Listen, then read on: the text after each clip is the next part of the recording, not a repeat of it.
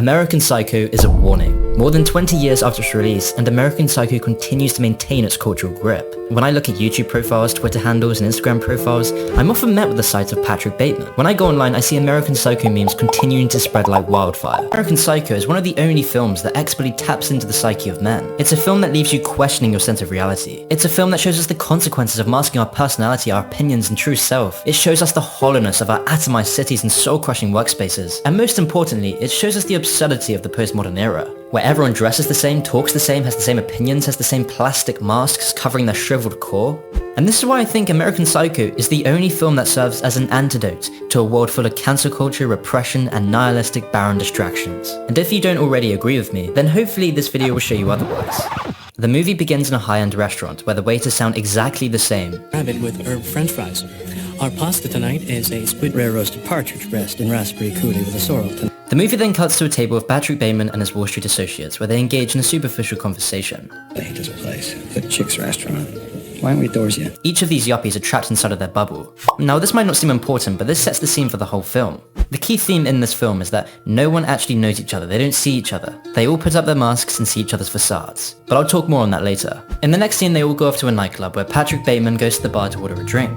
There, Patrick Bateman is met with an aggressive bar lady, and this is where we see Bateman's inner thoughts come to the surface. I'm gonna stab you to death and play around with your blood. But her non-responsive attitude makes it seem as though this is all within inside Patrick's head. This scene gives us an excellent look about what this movie is all about. It's a movie about personas and the shadow self, a trope that has been played on throughout history, through the biblical stories of angels and demons to the yin and the yang. These are all metaphors that are key to understanding our own psychological and societal development. The pathway to completion as a human being is through the embodiment of the monster. Embodiment of the monster. That's the discovery of the shadow. It's the theme of personas which this whole film is about. The persona is the mask you wear in public that you think you are, but you're not. The persona contains all the things that modern culture says is good, and the shadow self contains everything that's not part of that. The path to a greater character, to a more effectual approach to life, lies in integrating those elements of our psyche that for too long have been repressed and denied. And as we see throughout the film, the bifurcation between Patrick's shadow self and his public persona becomes increasingly problematic. The film then cuts to the infamous scene of Bateman's morning beautification routine. With all his layers of conditioners, gels, exfoliators, and ice packs, the film makes a key point in showing the plasticness and the absurdity of the efforts we go to for crafting our polished public persona, because we go to all of this effort to hide our authentic self.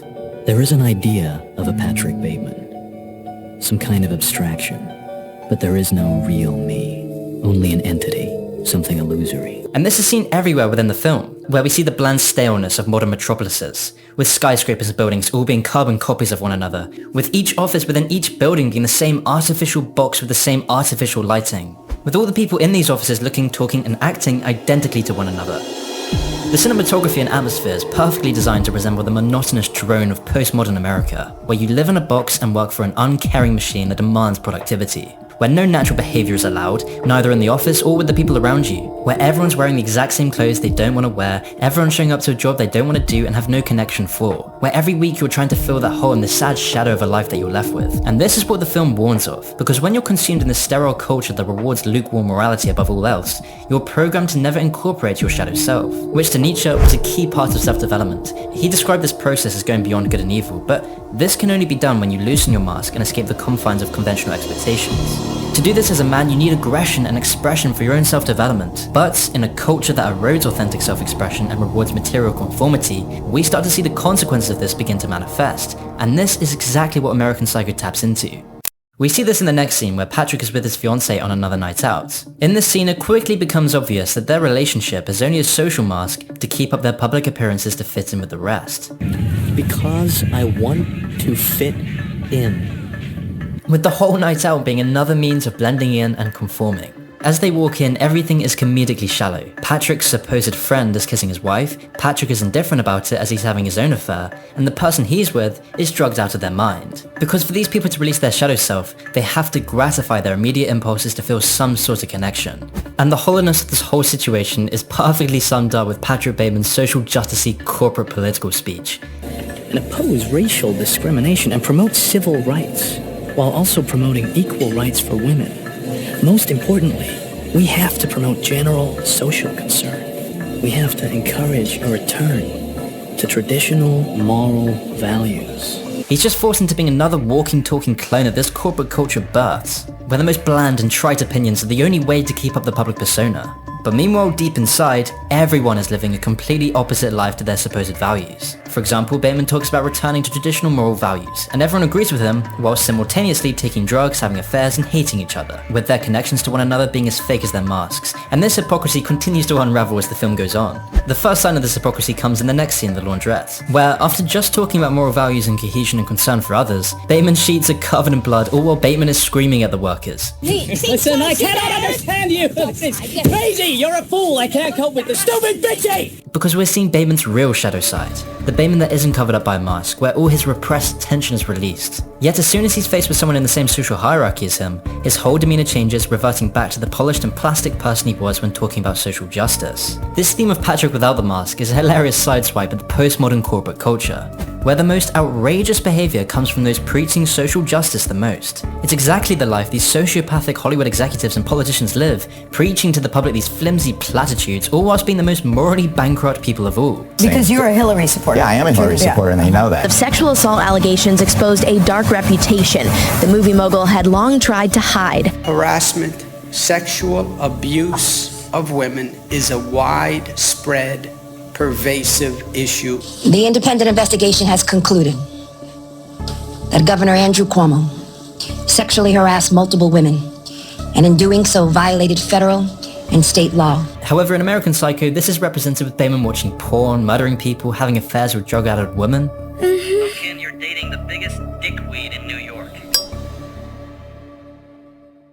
Which leads on to one of my favourite scenes of the film, the hilarious card scene, where no one can recognise each other, where everyone's card is exactly the same, where everyone has exactly the same job titles, because everyone is the same. Everything is trying to fit into this sterile environment devoid of authenticity and personality. They only see each other's facades that is manifested out of conformity and cowardice. Alan has mistaken me for this dickhead Marcus Halberstram. It seems logical because Marcus also works at PNP and in fact does the same exact thing I do. Marcus and I even go to the same barber, although I have a slightly better haircut. The slightest differences become so important in this world where natural behaviour is dissolved that Patrick almost has a nervous breakdown over poor Alan's business card. Tasteful thickness of it. Oh my god. It even has a watermark. To release this pent-up anger and boiled-up frustration, Patrick goes out to find a homeless man. In order for Patrick to reaffirm his ego and assert his place in the social hierarchy, Bateman laughs and berates the homeless man before brutally stabbing him to death. You know how bad you smell. You reek of shit. Do you know that? Bateman's public mask is becoming too heavy to handle, as the culture and lifestyle of postmodern New York is becoming unbearable for Bateman. And I'd argue this is what the film is trying to tell us. It's a warning of how toxic corporate culture saturates our psyche, and most importantly stunts our emotional development. The absurdity of this postmodern lifestyle is then perfectly summed up at the Christmas party, where everyone looks the same and is only caring about business. Hey Hamilton, have a holly jolly Christmas. Is Alan still handling the Fisher account? Where Patrick Bateman is disgusted by how disconnected and neurotic the party is. And at this point he can't help but let his mask slip. Stop scowling, Patrick. You're such a Grinch. What does Mr. Grinch want for Christmas? And don't say breast implants again. Patrick goes over to Paul Allen and invites him for dinner. Paul agrees, but only on the condition that he wants to meet Patrick's fiancée, while Bateman only wants to meet Paul Allen for his own personal agenda. However, throughout the dinner, as they become more and more inebriated, the mask slips off of both of the characters with their inner thoughts bubbling up to the surface. Great ass. Goes out with that loser Patrick Bateman. What a dork. Another martini, Paul. With Bateman feeling inferior after being called a dork and seeing the success of Paul Allen brings a wave of pressure that his mask can no longer handle. Hey, Paul! The shallowness and ridiculousness of this whole situation is then perfectly summed up with the scene of Bateman dragging Paul's dead body into his car. As he's dragging away this body bag, his colleague notices him, but only to question the brand of bag rather than to question the morbid intentions the bag is being used for. Where did you get that overnight bag? Jean-Paul Gaultier. However, in the following scene, it pans back to Bateman in his office, just where he started before, listening to music in his own little world, almost to hint that all of this was just a fantasy inside of his head. It's this pattern of daytime monotony and nightly release that repeats throughout the film, and it's why I believe the killings throughout this film are a metaphor for Bateman releasing his shadow self. It's all to escape the drab, meaningless culture that is eroding his inner self. And I think this is why so many men flock to American Psycho, because so many men find themselves repeating a similar pattern. A pattern of wearing your mask through the day and stifling your inner self, to releasing the shadow at night through excessive hedonistic behavior. But to fully understand why this happens, we first need to understand the looking glass self. Sociologist Charles Cooley theorized that people develop their sense of identity through their perception of others' views. Using social interaction as a type of mirror, people use the judgments they receive from others and the culture around them to measure their own character, values, and behavior. So when you have a looking glass that erodes character, humor, and authentic self-expression, your identity erodes and you become invisible to those around you. And if you can't express your abilities, humor, and character, you may start to feel a profound sense of emptiness, a sense of worthlessness and soul-destroying nihilism. And Patrick Bateman represents this everyday repression of expression in a corporatized mega-metropolis world, where the cleanliness and sterile nature of everyday life becomes so unbearable that the unmasked self becomes extreme, where your shadow self metastasizes in response to your eroding identity. You may want more power, you may want control, you may want to tell everyone what you really think. Is that all you ever have to contribute, Van Patten? What about dinner? Or in the case of Patrick Bateman, this may emerge in the form of murderous fantasies, because Patrick Bateman's inner shadow is swallowing him up. Earth just opens up and swallows them. This is why throughout the film we see Patrick releasing his inner shadow at home, watching either extreme porn and horror films in a casual manner just to feel something, or using prostitutes and drugs. Which is why Bateman later admits that he's not very good at controlling his willpower. I don't want to ruin your willpower. That's alright. I'm not very good at controlling it anyway. Because the willpower to maintain the mask is unbearable. The lashing out at his colleagues. What's the matter, no shiatsu this morning? Touching me like that can draw back a stump. Hold on there, little buddy. The erratic behavior, using hookers, degrading those lower in the social hierarchy, and eventually breaking up with his fiancée is all a coping mechanism. You're not terribly important to me. The cherry on top of all of this is that Patrick realizes everyone around him is going through exactly the same thing. Everyone is so wrapped up in their own mask that their extreme behavior can't help but unravel. Next door thinks it's okay! Thanks, Patrick.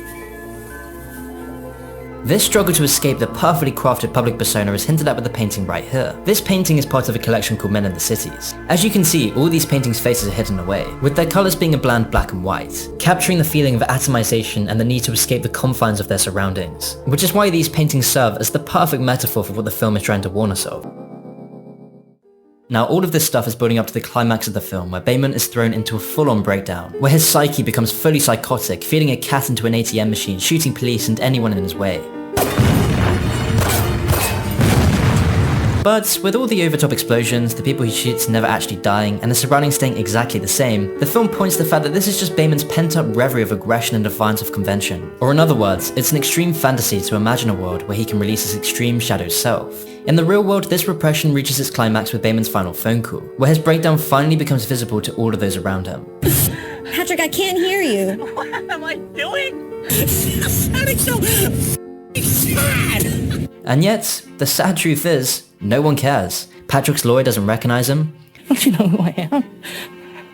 I'm not Davis. I'm Patrick Bateman.